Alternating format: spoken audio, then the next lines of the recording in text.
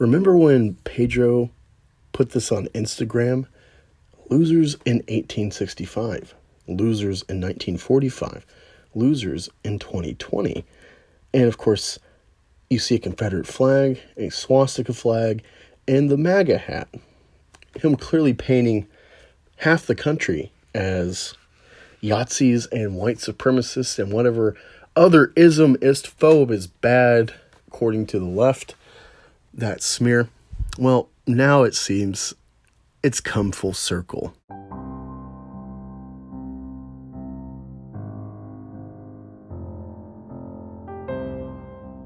What is up, everybody? Welcome to Black Angus Reviews. I want to give a shout out to, I think his name is John Trent and Spence. They did an impromptu live stream just now on Bounty Into Comics channel.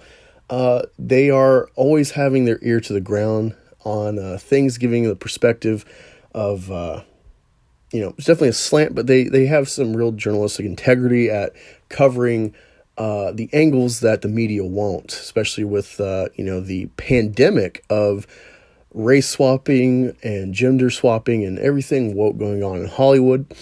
So I appreciate them for that.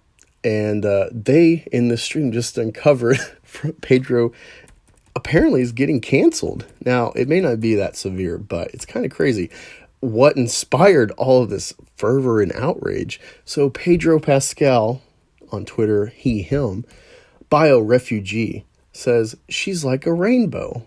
Wonder Woman 84 back on HBO Max at Gal Gadot at Patty Jenkins. And of course, he is just getting a stern talking to by these SJWs. Now, I won't address the Palestine-Israeli situation, to put it lightly. I think there's some legitimate arguments to both sides. I think it's just a situation that if you're in the West, you can't engage either side without completely getting steamrolled by the other for wrongthink. I just not going to touch it. But of course, Gal Gadot has been fearing cancellation, and especially with Discovery taking over HBO Max and Warner Media, DC Comics, and all their productions. Things could be very much up in the air with a reboot, especially with JJ really getting involved in everything. So it's within reason to wonder if they might recast Gal, especially after the lackluster performance of Wonder Woman 84, and it's in continuity with the DCEU thus far, and just really disappointing bad storytelling. Now, if you don't know, she tweeted out, or on Instagram posted something to the effect of hoping for peace in the Middle East, and she kind of you could perceive took a dig at Palestine by not really giving them their due attention in that post.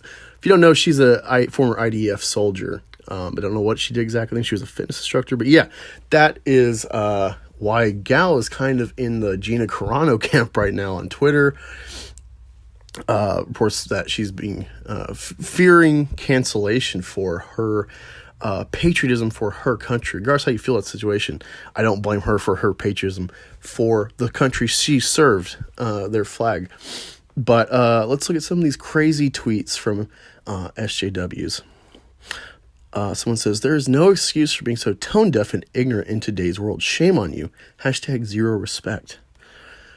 Someone says, as someone who describes himself as a refugee, I was expecting more from you, to be honest. I'm 100% sure you are capable of a situation that's been going on Palestine. Anyways, free Palestine. There's some people, defending him, saying like, hey, he's probably just under contract to do this anyway. You don't really understand, like, he's just a cog in the wheel of Hollywood. So regardless how he feels, he's, just promoting something he's been a part of. Someone says, you're better than this. Delete. There's a lot of read the room, hun. And it looks like, some pronoun bioed people, of course, going at him with this Palestinian slant. Someone says, she supports Israeli genocide. Do you not understand that? There is no neutral line about it. She might be your coworker or even friend, but you can't call yourself an ally when you ignore police or this is not okay. won't you see? Yeah, this is just funny because we haven't been getting a lot of Mandalorian news thus far. Of course, there is some sort of controversy on the set. Not quite confirmed about him specifically outside of Gina Carano and her ordeal with that production in Disney. And of course, not getting fired necessarily, but essentially getting fired by not being rehired for wrong tweets during the pandemic.